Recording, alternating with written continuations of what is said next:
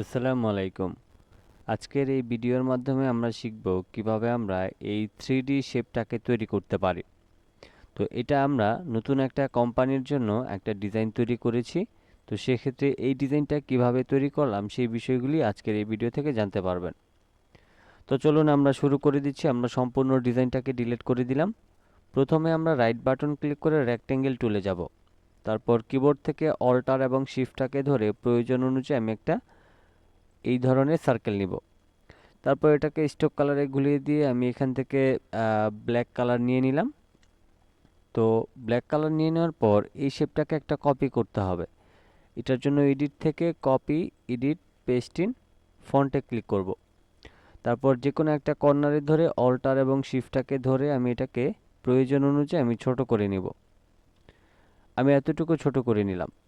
এবার সম্পূর্ণ শেপটা সিলেক্ট করার পর আমি ডিরেক্ট সিলেকশন টুলে যাব। তারপর যে কোনো একটা কর্নারে ধরে মাউসের লেফট বাটনটা ক্লিক করে আমি আমার প্রয়োজন অনুযায়ী আমি একটু কর্নারগুলিকে রাউন্ড করে নেব।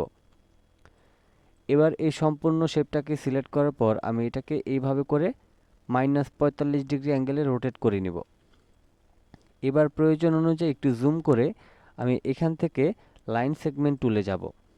তো এবার হচ্ছে আমার এখানে যে অ্যাঙ্কর পয়েন্টটা দেখাতেছে, আমি এখানে মাউসের লেফট বাটনটা ক্লিক করে সরাসরি এই অ্যাঙ্কর পয়েন্টে এনে ছেড়ে দিব। এবার হচ্ছে আমাদের এখান থেকে রাইট বাটন ক্লিক করে অ্যাঙ্কর পয়েন্ট তুলে যেতে হবে। এরপর মাউসের লেফট বাটনটা এইভাবে করে ড্র্যাগ করে আমরা সুন্দর করে এটাকে এই লাইনের সাথে অ্যাডজাস্ট করে মিলাই নিব। তো আমি এখান থেকে এখন এই অংশটাকে একটু মিলাই নিচ্ছি, তারপর আমরা উপরের অংশটাকে একটু মিলাই নেব। এবার হচ্ছে আমরা কি করব, আমরা প্রপারলি এই অংশটাকে মিলানোর জন্য একটু জুম করে নিলাম এবং প্রয়োজন অনুযায়ী আমি এটাকে সুন্দর করে একদম 100% জুম করে মিলিয়ে নেওয়ার চেষ্টা করব। আমি আরেকটু এটাকে পারফেক্ট করার চেষ্টা করতেছি। অবশ্যই আপনারা এটাকে 100% চেষ্টা করবেন। তো আমি হচ্ছে কিবোর্ড থেকে কন্ট্রোল ওয়াই প্রেস করি। কিবোর্ড থেকে কন্ট্রোল ওয়াই প্রেস করার পর আমি এটাকে হালকা একটু উপরের দিকে তুলে দিব। আমি এটাকে আরেকটু নিচের দিকে নামায় নিয়ে এদিকটা আমি অ্যাডজাস্ট করে নিব।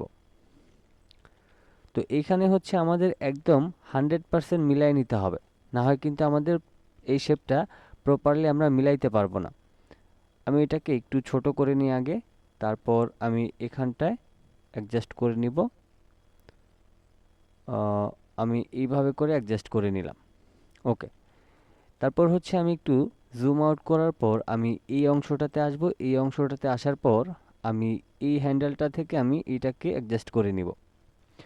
তারপর উপরের অংশটা আমাদের ঠিকঠাক আছে কিনা সেটা দেখার জন্য আমরা আবারও উপরের অংশটা এসে এই হ্যান্ডেলটাকে ধরে আমরা একটু নিচে উপরে করে নিব। তো আমি একটু কন্ট্রোল জেড দিয়ে নিলাম। তারপর হচ্ছে এইটাকে আমরা একটু উপরের দিকে তুলে দেব।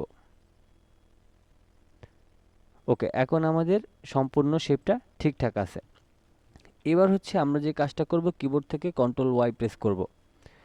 এখন এই মাঝখানে ছোট শেপটাকে সিলেক্ট করার পর কিবোর্ড থেকে কন্ট্রোল আর প্রেস করবেন। কন্ট্রোল আর প্রেস করলে আপনি একটা রোলার পেয়ে যাবেন।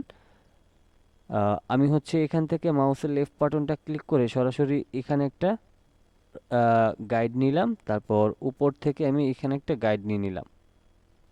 ওকে, এবার এই শেপটাকে সিলেক্ট করার পর আমি যাব রোটেট টুলে এবং এখানকার যে রোটেটের পয়েন্টারটা আছে এটাকে আমি জাস্ট এখানে ক্লিক করে দিব। এবার আমরা কিবোর্ড থেকে অল্টার এবং শিফটটাকে ধরে আমরা এটাকে এইখানে বসায় নেব। তারপর কিবোর্ড থেকে কন্ট্রোল ডি চেপে চারটা শেপকে বসায় নেব। এবার আমরা এখান থেকে আমাদের গাইডটাকে ডিলিট করে দিতে পারি। এখন সম্পূর্ণ শেপটাকে সিলেক্ট করার পর আমি এখান থেকে শেপ বিল্ডার টুলে যাব এবং আমি এখান থেকে এই ব্ল্যাক অ্যান্ড হোয়াইটটাকে ব্যবহার করব। আমি এখানে ক্লিক করলাম, এখানে, তারপর এখানে, তারপর এখানে। এবার হচ্ছে আমি সম্পূর্ণ শেপটাকে সিলেক্ট করার পর আমি এখান থেকে স্টক কালারটাকে তুলে দিব। তুলে দেওয়ার পর আমাদের এখানে গ্রেডিয়েন্ট কালারটা সুন্দরভাবে অ্যাপ্লাই করতে হবে। প্রথমে আমি এখানে ক্লিক করলাম। ক্লিক করার পর আমাদের এই গ্রেডিয়েন্টটাকে উপরের দিকে তুলে দিলাম। উপরের দিকে তুলে দেওয়ার পর আমরা হচ্ছে এইখানে ডাবল ক্লিক করব। তারপর এখান থেকে আমি হালকা একটু এই পাশে নিয়ে যাচ্ছি, আর একটু নিলাম। হ্যাঁ, ওকে। এবার এখান থেকে আমাদের এই ব্ল্যাকের অংশটাকে আমি কিছুটা বাড়িয়ে দিব। আমার এখান থেকে ব্ল্যাকের অংশটা আমি যতটুকু বাড়িয়ে নিচ্ছি ঠিক ততটুকু আপনারা বাড়িয়ে নেবেন। তো আমি এখান থেকে ঠিক এতটুকু বাড়িয়ে নিলাম। এবার এখান থেকে এটাকে সিলেক্ট করে আইড্রপার টুলের মাধ্যমে এখানে ক্লিক করলাম। তারপরে এটাকে আমরা এই গ্রেডিয়েন্ট টুলের মাধ্যমে আমি এটাকে ঠিক করে নেব। তো আমি হচ্ছে এখন এটাকে এইভাবে করে একটু ঘোরায় নিচ্ছি। আমি আরেকটু ঘোরায় নিলাম। তারপর এটাকে এখানে রাখছি। আমি আরেকটু টেনে দিলাম এখানে। ওকে। এবার হচ্ছে এই শেপটাকে সিলেক্ট করে আইড্রপার দিয়ে আবারও এখানে ক্লিক করলাম। তারপর আমি গ্রেডিয়েন্ট টুলের মাধ্যমে এটাকেও একটু ঠিক করে নিব।